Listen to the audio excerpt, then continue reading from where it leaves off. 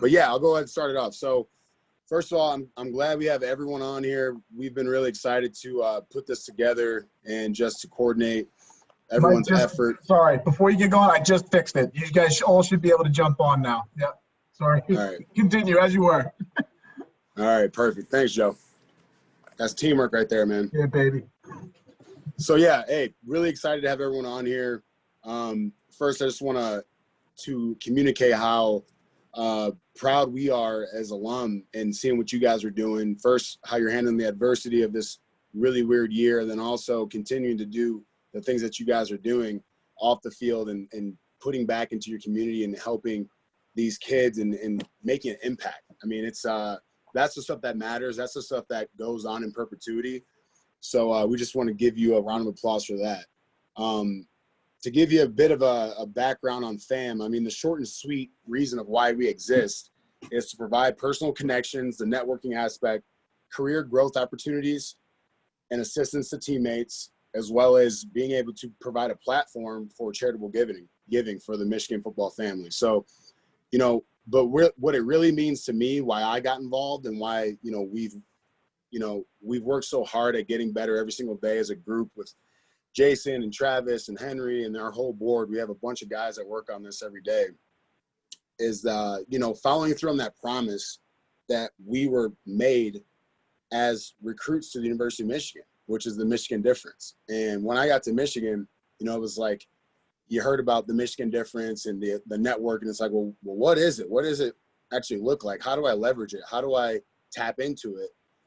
Because I don't know anything when I'm, getting out of college. I'm just trying to figure stuff out. And, making that network tangible, making it accessible, and making it approachable and welcoming is everything. And that's what we are making sure is the case, that when they leave the University of Michigan, you don't ever leave. It's in you, it's in your blood, it's in your DNA to the day you die. And we want to make sure that you always feel that, and that you've got that support from your brothers, no matter what, beyond the white line. So this is really exciting for us because that's what we are seeing happen before our eyes. And we just want to elevate what you guys are doing with TUFF. We're really glad we got Shib on the line, Jake, Jess Speight, Justin Sands, Joe Honigford, Quiddy, and Jared Davis. You guys got a great group of guys, and it's really cool that you guys are working together on this. You guys got some really awesome people on your board of directors. I hope Wings can hop on. So, we've got some announcements later on in this call that we're excited about. But really, this is just for us to get you guys the most exposure and to just continue to echo what you guys are doing and to help make it better. So that's what teammates are all about on the field, and we're doing it off the field. It doesn't change. So, Jason, do you have any thoughts before we jump into the rest of stuff? Sure. I mean, I think you gave a good overview of FAM, and, these guys are, like you said, they've been through a very interesting year, and we know their time is limited, so we can just get right into it. Guys, why don't you just, tell us a little bit about, what brought each of you to Michigan? That's the one thing we've all got in common. So, why don't you guys just go around and let us know what brought you to Michigan, in the first place, University of Michigan. Yeah. So I'm Adam Shibley. I'm a senior linebacker on the team, and the biggest thing for me was just the opportunity that Michigan presents. It was pretty close to home, only 3 hours away from Cleveland, Ohio, and the academics and athletic, just that combination of both of them being so top tier in terms of the entire nation and the entire world was just too hard for me to turn down. So had to come here, and I've loved every second of it. That's great. What about you, Joel? Oh, Jake, go ahead. Go ahead, Jake. Yeah, my bad. Sorry to steal Joel's shine.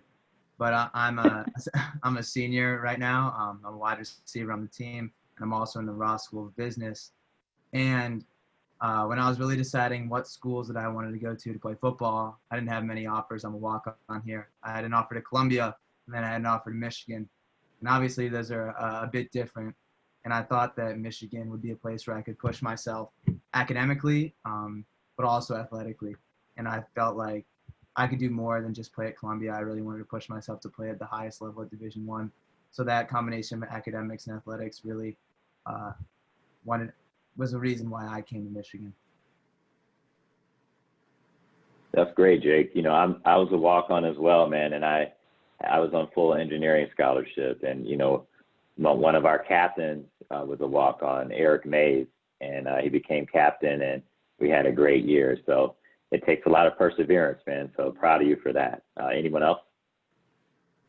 Yeah, so I don't really have any business really being at Michigan. I'm from Ohio. Dad went to Ohio State, met my mom there at Ohio State, and he was on the basketball team there. So, you know, growing up, I was kind of on the dark side. But during, like, the recruiting process, they always talk about, like, it's about the people that you meet at the places that you go. And at Michigan, like, it just felt right. Like, the people that I met, I just made good connections. I liked who I was around. I liked who was part of the facility and all the support staff and everything. And so that's really, like, why I chose to come here. And I'm also studying mechanical engineering, so the engineering school obviously was very enticing as well. So it's just, like, kind of a culmination of things. But, yeah. I can That's take cool, that. man. So similar to Jake, I mean, I didn't have any offers really at Division I level at all. I was really interested in going Division II and had some like schools that were pretty close I was interested in. Then I got invited to a visit in Michigan, and growing up, I was always a huge Michigan fan, went to a lot of games, and like every Halloween, I'm pretty sure I was a Michigan football player. So just having this opportunity to, you know, use the academics here and the connections and the network. And I mean, there's not many schools that can match Michigan when it comes to what Michigan offers. So it's kind of an perfectly ideal situation and a dream come true. So I didn't even think twice about it. So it was a good fit. That's great. And you guys are making a lot of good references in terms of what Michigan can offer. And that's essentially what this is, you know, and what FAM is. So, you know, from the time you walk in the doors to the time, you know, you leave and become a man, all throughout that journey, there's a network of people out here supporting you. Some of us are former players, you know, there's alumni, and we just really want you guys to know at this point what's available to you. So, you know, that's why we wanted to jump at the opportunity to be supportive. And Jess, I know you haven't gone yet. Yeah, so I'm Jess. I'm a senior defensive lineman. And, you know, I was pretty familiar. My older brother played here a couple years ago, so I was pretty familiar with the program already in high school. You know, I knew, and I see Jack, Joe, and Henry on this call right now, and I pretty much knew all of them before I got here, and I knew the coaches and everything. But also it was just the best opportunity academically for me while also, you know, playing football at the highest level. So for me, it was kind of just a no-brainer. You know, I did walk on, but that was some adversity and everything, but I was willing to face it just because I knew how good of a program Michigan was, and I knew how good of a school it was as well. Yeah, that's awesome, guys. So, you know, like Mike said, it's been an eventful year.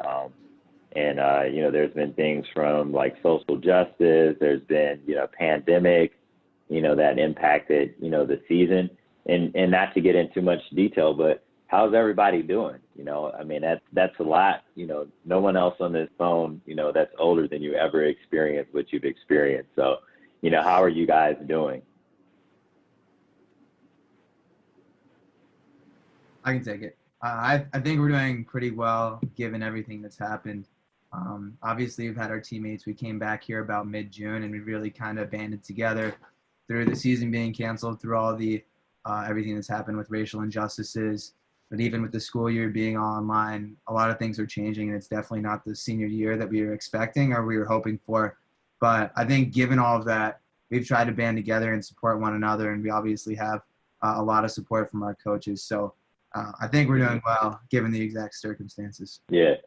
Well, I think you guys are doing great, and it's a privilege to see you guys getting involved in things outside of school. I've seen some of you guys, you know, doing protests in support of each other and of other people, and that kind of leads us to TUFF, you know. So, and anyone can answer this, but what was it, you know, that led to the inception of TUFF? You know, what idea did someone have? You know, what experience did someone have to lead to TUFF?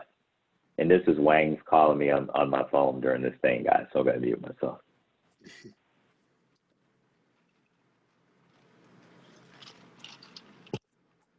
wants to take the ball on that? What was the question? Sorry, Shibley's here with me, and Yeah, sure. So, just run us through how you guys started TUFF. Like, Yeah. what was the energy behind it? Sounds good. Sorry, Shib's Wi-Fi went out, so he'll join right here with me. But they Yeah. asked the story behind TUFF. So sorry about that.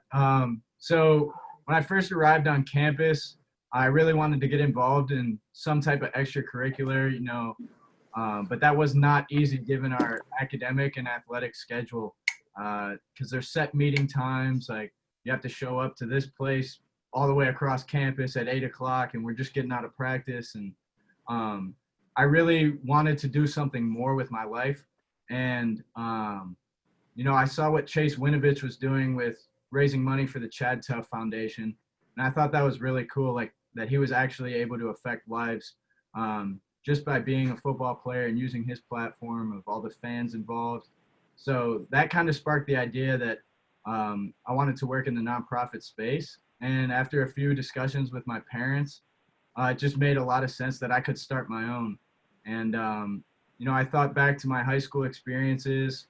I went to school downtown in Cleveland, Ohio at St. Ignatius, and we did a lot of community service work, and that always spoke highly to me. But there was one instance when I was driving in the inner city in Cleveland, and a bunch of youth football players were out on the streets raising money just to pay for their pay-to-play fees for the season. And I remember being so moved by that and wanting to contribute. So I actually donated to them, and that moment stuck with me for a long time.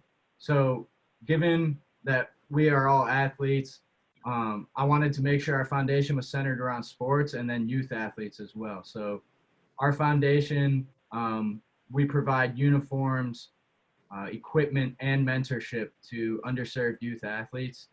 And it just works perfectly given all of our experiences. And I'll let some other guys talk to why they joined, but that was the main reason for me starting. It was just so we could eliminate those experiences for some of these kids in the inner city. Like, they should not be out there having to fundraise just so that they can play. We want to take that over for them and eradicate that from their life. No doubt. That's great, man. I just want you guys to know that Wang's, wants to steal my shine here, and I clicked him in on my line so he can hear you guys now. So just Hello. be careful what you say. Yeah, go ahead. You want to say hi, Wang? Go ahead. Hello, everybody. How are you? What's up, Wangs? What's up, Wangs? Yeah, what's happening? You want me? All right. You want me to talk or just listen? No, well, why don't you talk, since you hopped on, and I don't know how long you have. Why don't you let everybody know how you got involved with TUFF and your role on the board. You've done some great things. You want to talk about that a little bit?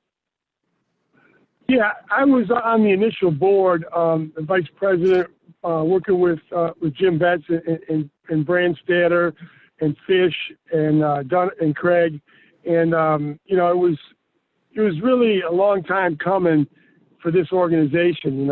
It's probably should have been done years ago, but we finally got it going with the blessing of Jim Hackett and Coach Harbaugh. So we were able to get things going, and it took a little time to get to where we are, but I think you guys are making some great strides, and to be part of just getting off the ground, I think was a big thing. And I think you got a lot of young, ambitious, talented guys on this board and who are involved, and I think you guys can take it to the next level. And I just think that the opportunity is great, right? And I kind of heard in the beginning, I think it was Mike talking about, the mission and everything, what you're trying to do. And that's exactly what it is, right? It's about helping former players, because we all, ate the same dirt and all, went through similar experiences in Michigan. And it's part of a family. Once you're in it for life. And that's really, and if you can help your brother any way, that's what it's all about, is giving back, right? We were all blessed to be able to play there and get a degree from that university and experience, wonderful things. So, it's our turn to give back to the young folks and guys who may be a little bit down on their luck. I got involved with TUFF through Jared, and Jack introduced me to Adam, And I really love what they were doing and their story. I work with Adidas, as a lot of you guys know. So they were looking for a uniform sponsor and somebody who could work with them and get them some uniforms at a good price and help with a lot of the initiatives that they have in Detroit and Cleveland. And, they didn't have to ask me twice. It's a great initiative. And what, Adam and Quiddy and Jake and Jess and all the guys are doing and what they've done in such a short time is nothing short of spectacular. I can't even tell you how impressed I've been with them and what they've been able to accomplish, starting from scratch. And if MFAM can be a part of that and help them go to the next level, that's what we all should do because, a lot of us all played in similar situations, right? I remember selling, Hershey bars and toothbrushes and everything to be able to play, growing up in PAL and youth football in Detroit and Royal Oak. And, so we've all done the same thing. So what these guys are doing and what they've been able to accomplish this year, and they're going to take it into basketball, and I'm introducing them to some people in wrestling, is, again, it's something that we all should be a part of if we can, and it's a great cause, and I can't tell you how proud I am to be associated and be a board member. So thanks. I won't talk anymore. No, we appreciate the wisdom, and plus, it makes me not the oldest guy, so you stay on the line and you keep chiming in. No, that okay. Hey, and Wayne, to go off of what you said, man, like, the opportunities that we've all been blessed and afforded to have, and then it's our duty once we leave Michigan to make sure that these guys that we can give back and continue to just pour back into our own community and help each other, because that's what it's all about. That's what we do on the field. We have each other's back, and we have each other's back off the field. And I'm actually sidebar, I'm in Nebraska. I'm in Mullen, Nebraska right now, in the middle of nowhere, and they play 8-man football. And I met the coach here, and they were having a fundraiser, and I gave some money, a couple $100 to the team, and like the guy was so appreciative. And this team, he's like, man, we play 8-man football, and I met a couple of the kids, and it's like these kids are learning the principles of what football teaches you, what life teaches you, and that's what you guys are doing with TUFF. Is you're giving them the ability to play in equipment and in jerseys and things like that, which is awesome. But what you're really giving them is the opportunity to play the game of football with a group of guys and learn how to work together, learn life's lessons, learn how to go through adversity, learn how to fight when shit gets hard. And excuse, I cuss because I get excited about it, obviously.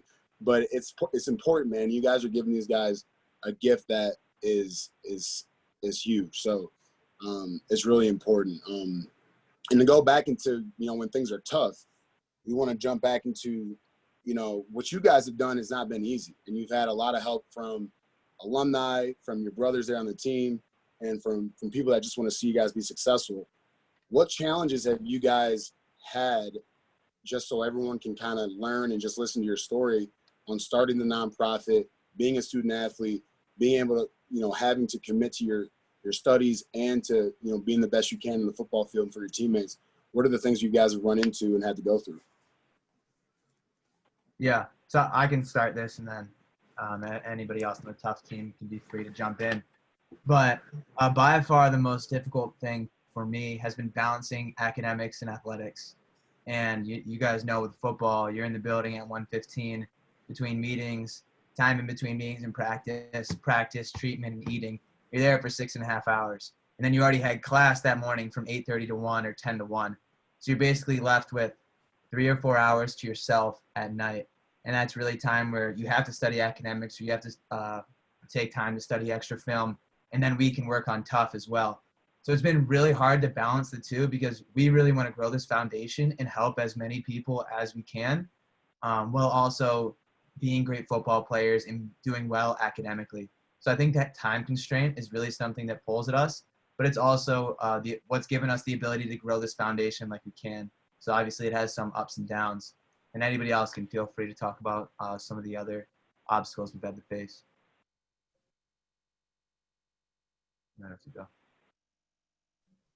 I would just say like an obstacle that TUFF as a team and, besides football has had is dealing with COVID too, is because we went and gave like we had a Detroit donation, and we had to wear masks, we had to wear face shields, and just like, sometimes you really want to like help a kid put his eye black on, or you know help him put like a jersey on or something like that for the jersey reveal. And it's just hard because you can't really work with them as much as you'd like, and you can't talk and sit down with them you want to be personable, but you got a face mask on and a shield on, and it's almost like you're alienating yourself a little bit. You can't get as comfortable as you usually would and create that connection that's extremely important in a lot of our lives and as well as theirs. I think that's a really good point, Jared. And making connections is obviously a big part of it. Can you guys share some stories about the connections you've made? Any mentoring, stories that you guys have had? And then I'll ask a follow-up question. But anybody got any good stories about interacting with kids, that are just great to share? Yeah, we have a really great story actually. Back during the beginning of quarantine in last March, I believe, we donated softshell helmets to a high school in Cleveland called John Adams. And after I donated, there was only 20 softshell helmets. I woke up the next day to a group chat message of 12 school administrators, the dean of students, the principal, the athletic director, the head football coach, and they all were just so thankful for what we had donated. And we really built a relationship just off of how grateful they were, and we've continued to talk with them. But we decided to center our GoFundMe around their school. And when we did that, we reached out to some of their players there just to better understand their circumstances and get to know them as people rather than just athletes. And Jake can speak about that. Yeah, and I think some background on the school would be very beneficial. So this school's in downtown Cleveland, and the name is John Adams High School. And at this high school, thinking about football only, the pads and the helmets they wear are 10, 15 years old, and they really struggle to get them to actually be able to play. So meet that safety requirement. They struggle to even buy those. And then the jerseys and the pants that they wear are extremely old. They haven't had new jerseys in 10, 15. The coach said he can't remember the last time they've had any new jerseys, practice, or regular. So that equipment overall they have is just lacking in general, and it's a bit sad considering what some other schools around them have. And then you think more into athletics and what do you need to perform well in athletics, and you think of a weight room, and they barely have a weight room. The bars that they have are taped together. They said they had 2 working barbells, and those 2 working barbells are taped together. They have dumbbells. However, most of the dumbbells are too heavy for a lot of them to pick up. So it's like a few 85s, a few 90s. And even the field they have, it was donated by the Browns, but the Browns provided a nice field, and it's Browns colors. Like their colors are red and white, and the Browns just made it orange. And that kind of threw me off a little bit, and it showed the lack of the disparity and misconnection between the two. So we really wanted to help them as much as possible. And like Adam said, we reached out to 3 kids from there, and we learned a lot about them. And they've shared their struggles with us. I don't want to get exactly into what the struggles, I don't want to specify exactly what it is, but a couple of kids on their team have been shot or been shot at. They say a lot of their teams struggle with basic needs. So food, water, and shelter, a lot of them struggle with. A lot said that they lack mentors, not only within school, but a lot said they don't have father figures that can really support them. And we're not going to act like we can provide all of those things, which we cannot. We're not. We wish we could, but we clearly can't do that. But we want to help as much as we possibly can. So we connected with those 3 right away when they connected. We had a great connection with one kid named Rufus Ham Jr.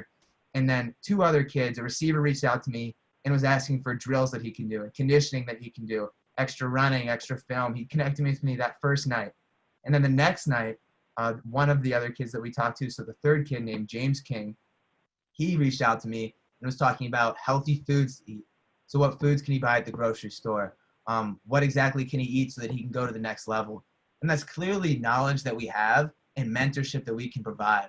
And I think schools like that, it's very important for us to provide that mentorship, because at this point we are Division I athletes, and we're very knowledgeable in not only food, but how to get to Division I. And I think that's very important for us given our platform. So the last thing that I'll speak about is we actually went to these schools. There was a tragedy. Rufus Ham Jr.'s brother was actually killed. So we reached out to him. We reached out to Rufus, and we met with Rufus. We met, the TUFF team did, and just to have his back a little bit. Obviously, we can't make up for the loss of his brother. However, we wanted to have his back. We wanted to support him.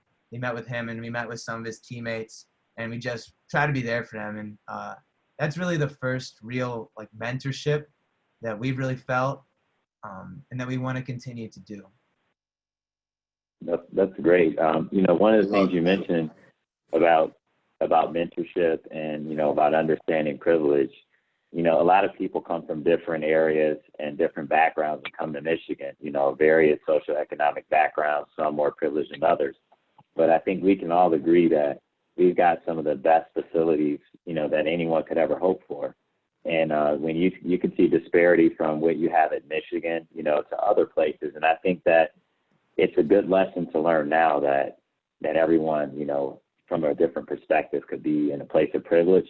And one thing we do, with FAM is, we try to help people out too who may not have, as much as some other guys. We've got a teammate assistance program that we have that really focuses on people that need help, people that are beyond being supported and empowered. So it's really good to see, people, at your age, guys at your age, understanding the value in that. And it leads to the next, question, so when you see these things and you see this disparity, I heard about the tough talk. So I'm going to ask, Jess and Joel, between you two guys, who gives the best tough talk between you two?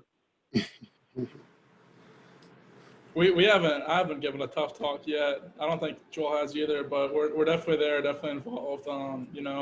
Just hanging out with the kids and just throwing the ball and talking to them, and like Jake was saying, just establishing a relationship with them.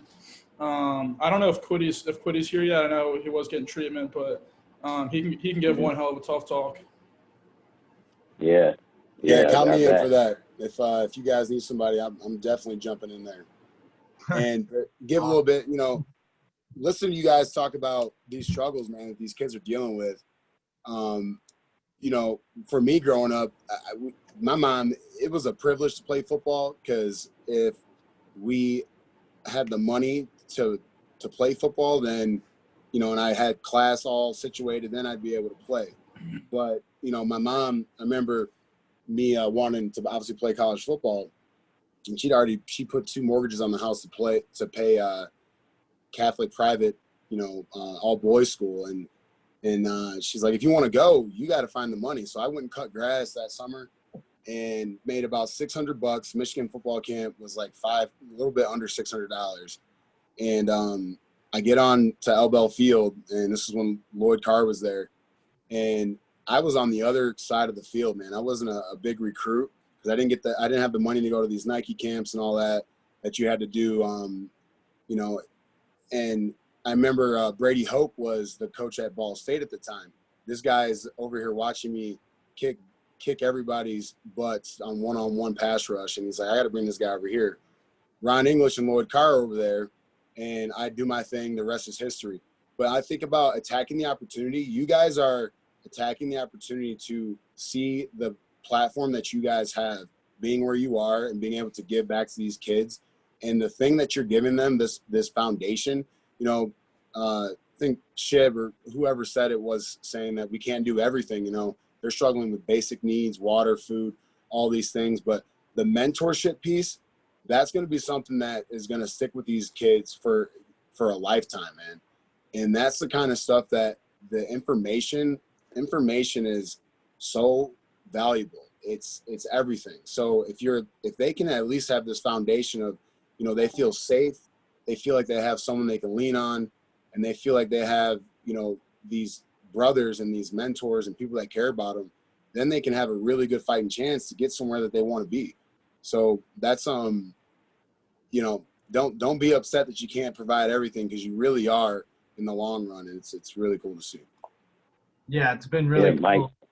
Mike, sorry. Yeah, Mike, one thing that you brought up about, what they're given, I think, when they're saying and introducing themselves, there's engineers, and I heard Ross, And I saw it really interesting. I mean, you guys you got a business plan, you got titles. I mean, why don't you guys tell what your roles are with the organization? I saw, executive director, but why don't you guys tell, what you guys do in the organization? Because I think people need to understand how much thought you put into this and how much structure you guys have. So could you guys just share, what your roles are? Yeah, definitely. So our executive team is broken up into 3 different departments. We have the governance team, which Jake and I are a part of.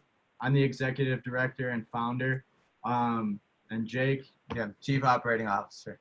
So our main objectives are to have large conversations with potential donors.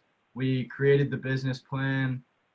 We make all the documents that need to be made, and really just try and craft ideas that can push this organization and this foundation forward together. So, yeah, and I would just to add to that Shibley basically covered everything, but I think we really focus on like the core of what we do and then the vision of what we can be and everything we can provide. And mentorship is like the key to that. I know Mike was stating how impactful mentorship is, and we really believe that we can. That's what's unique about TUFF is we are current student athletes at the University of Michigan, and because of that, we can work with other student athletes at the University of Michigan. We can work with other student athletes across the country, and we have access to professional athletes. So I don't want to get into too much of that. Everybody else can explain their roles, but I think mentorship is really like what separates us from a lot of other nonprofits.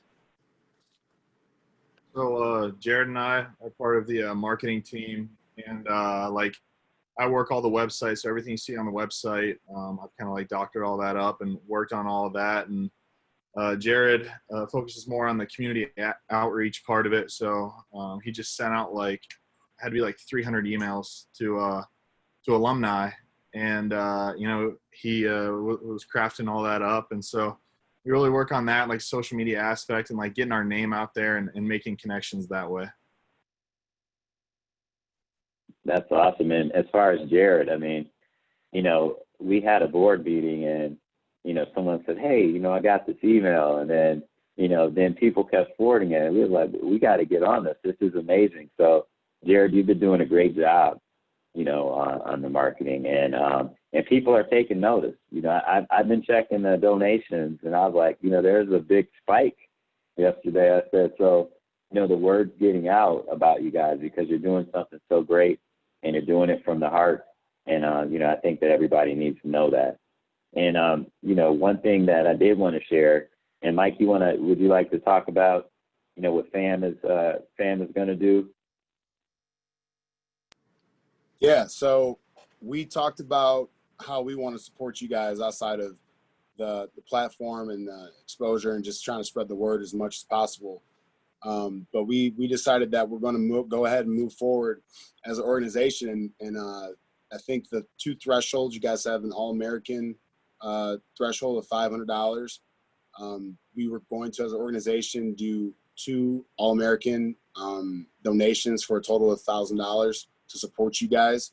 We know that there wasn't a $1,000 threshold, so we just thought we were going to have 2 because we got a couple All-Americans on the board, and we thought that was kind of cool, and we would just do it that way. So we're really excited to just, again, help you guys get to where you're going and then continue to help you exponentially just grow this thing and get the word out. Because once you get to that tipping point where everyone knows what you're doing and you're doing it for all the right reasons, they want to just pour in and help. So that's what we want to get you guys to. Thank you so much. Thank you. Yeah, Thank you guys. Appreciate it. It's a pleasure. So another thing that, and we can, I can tell you what my role is, with FAM. So I sit on the board, but I also run the programming committee along with Henry. And Henry had a big part of this. So before we even, got the emails from Jared, Henry was well into communications with Adam about things. So, one element of what we do is virtual mentoring. So, we've had conversations, and we've talked with the athletic department, and there is a program that existed by one of the football alumni. His name is Clay Miller. So I don't know if you guys have ever been to the annual mentoring dinner, but Clay Miller is something that he set up years ago. So we've really been working hard in order to, make that something that's more annual with more touch points. So we'll get into that, probably later, when you guys have a little more time. But one of the things that we are able to do is to, outreach and use our network. And there's a company that's really taken notice of you guys, and they're really by your side. So I wanted to let you know that Gatorade, they've agreed to, donate some product and some equipment, to your teams. And they just really like what you guys are doing, and they want to, partner with you guys. So the fan was able to do that through our network, and we think you're doing well, and so does Gatorade. So, John, you still on the line? Yeah, I got to jump off here in a minute, but I'm still here. So good stuff. So, John, we'll probably contact John and work out the details through the board. We don't want you guys trying to do all that during the year, but I'll connect with John and we'll figure out how to get it to all the teams. But we just want you to know that that's coming. And John, if you got to get off shortly, John, is there anything you want to say? What your role is on the board, and do you have anything that you'd like to say to the guys before you have to jump? Well, I just, want everybody, to know that, it was an honor for me to be on the board and see what these guys are doing. And if you guys jumping on, it just leads that much more credibility and opportunities. And my role is, I guess, really to advise and help these guys, find other corporate partners and to help them continue to grow, similar to, business development, I guess, would be and maybe to make use of my contacts since, I'm probably the oldest one of all you guys. So I've been around, and I've kind of been in the sports business for 40 years. So if I can tap into any of my contacts, I'm going to make sure that I do and help these guys out. And if we can help you guys at FAM, anyway, I'm always here for you guys. So I appreciate you letting me be on the meeting, on the call, and continued success. And you guys keep doing great things. Thank you. You're the man, Wayne. Yep. So Adam, we've been talking a little bit about Gatorade. So what are your thoughts now, man? You got I like how Jason said a company called, some company, little Right. company. No, it's so incredible, and how fast you turned that around. I think it was in a week maybe. But that's only going to legitimize us as a foundation when people see that Gatorade logo and them supporting us and backing us. It's really awesome to see that you were able to get that for us, and I can't thank you enough for that. Also, going off of partnerships, Wings actually got us set up with Adidas headquarters, and they've agreed to give us a full partnership throughout from 2020 to 2024.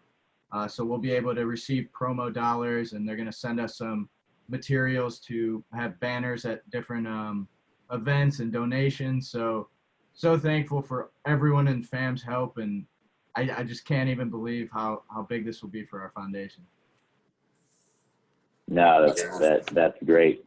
Joe, you're on the line. Do we have any questions in the chat? Does anyone ask any questions?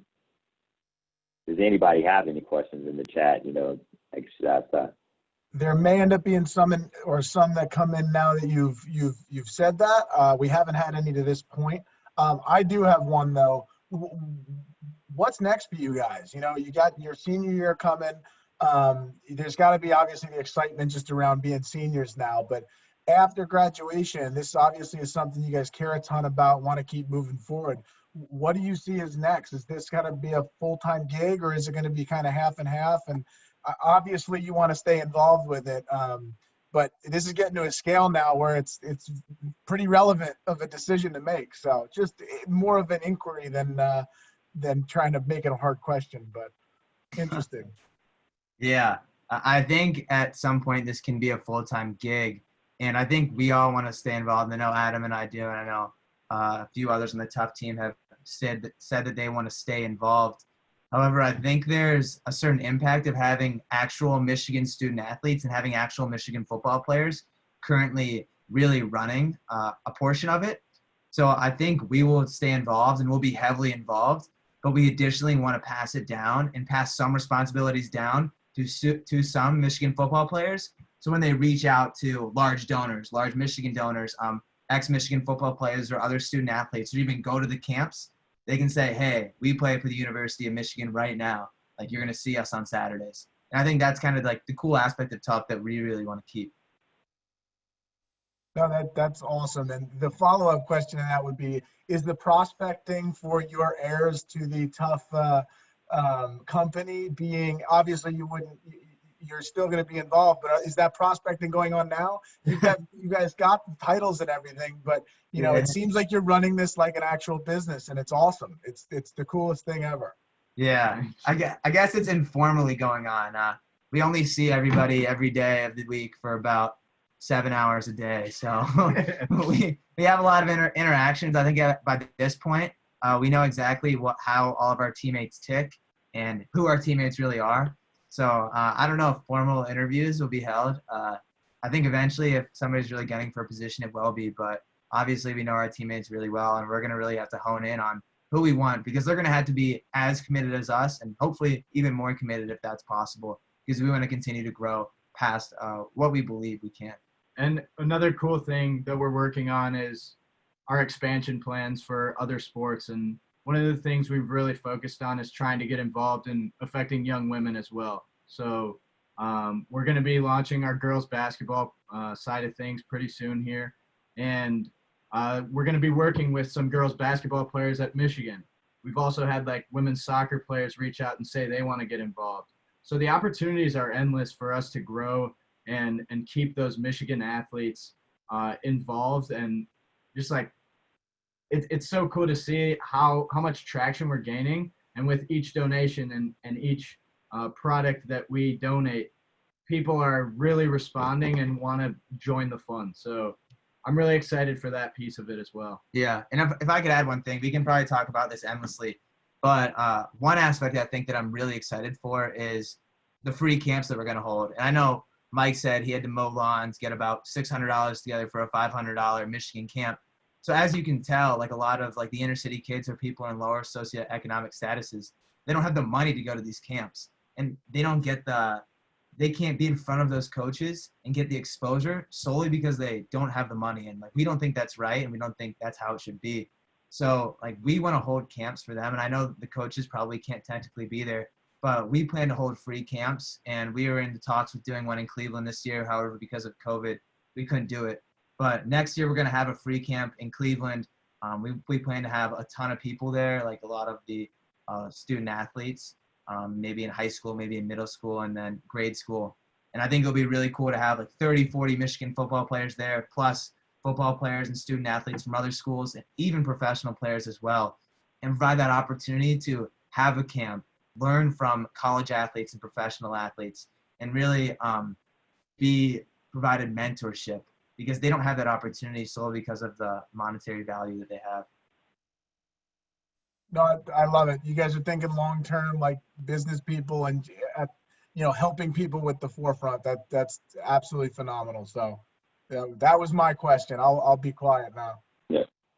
So I had one. I made a reference during the call. I made a reference to TUFF Talks, and I know there's a few ways that you engage people. So who wants to explain to the people on Facebook and the people watching what a TUFF Talk is? Could someone just explain to everyone what that is and how you leverage that as part of your model? Yeah, so usually like our TUFF Talks will take place at donations. Right before we reveal the uniforms to the kids, we'll have someone come up, and usually we try to pick somebody that the kids can relate to who's now in a bigger place. Like, for example, when I was a little kid, I remember going to like my high school basketball camp when I was in grade school, and like looking at like the varsity guys, and I was like, wow, like these guys are amazing. And so now we can do that on a whole new level. So for example, we went to Cleveland, to our Cleveland donations, and we brought in a guy who came out of Cleveland and went and played cornerback in Nebraska. He didn't come from a great home life, and everything wasn't just given to him, anything like that. Like, he really like paved the way for himself and his family, and that really gives like the kids someone to relate to. And so that's kind of like big with what we do. And we Quiddy actually gave one, Quiddy Pay, and he's coming from Rhode Island, where it isn't really known for football, and mean, look where he's at now. Now he's a NFL prospect and a high one at that. And so, you know, we bring these guys in to have them just like relate to the kids and, you know, show them that like this is possible. Like your dreams that you have, like this is very attainable. And I think it's really helpful to kids. It's a part of the mentorship that we do. And I know the guys that have given TUFF talks are staying in connects with us and, you know, wanting to move forward with us and help out as much as they can, which is also really encouraging. That's really good, man. You sound like you're almost ready to step up and give one. And one of the things I noticed, you know, and I've been researching the organization a bit, is you guys have made a lot of inroads into the sports community. I mean, I look at your board, you know, there's some notable names on there, some notable Michigan alum have donated, just, you know, notable players. You know, talk about some of the people that you guys have already reached out to and that have contributed, and how'd you go about building those relationships? Yeah, so luckily, you know, being Michigan football players, we have endless connections and so many people, you know, transfer to other schools and meet new people and the alumni base and who they know. And just given our backgrounds of playing sports our entire lives, we've been blessed to meet so many different people. So, you know, like Coach Harbaugh's former assistant, JT Rogan, has played a pivotal part in connecting us with some really cool people that have donated. We try to utilize Instagram direct message sometimes. Like Quiddy Pay reached out to Maria Taylor of ESPN, and that's how we started our relationship with Maria, and now she sits on our board. Then going outside of that, like Adam Schefter is a U of M alum. We leveraged a couple people that we know to get his contact and then speak with him.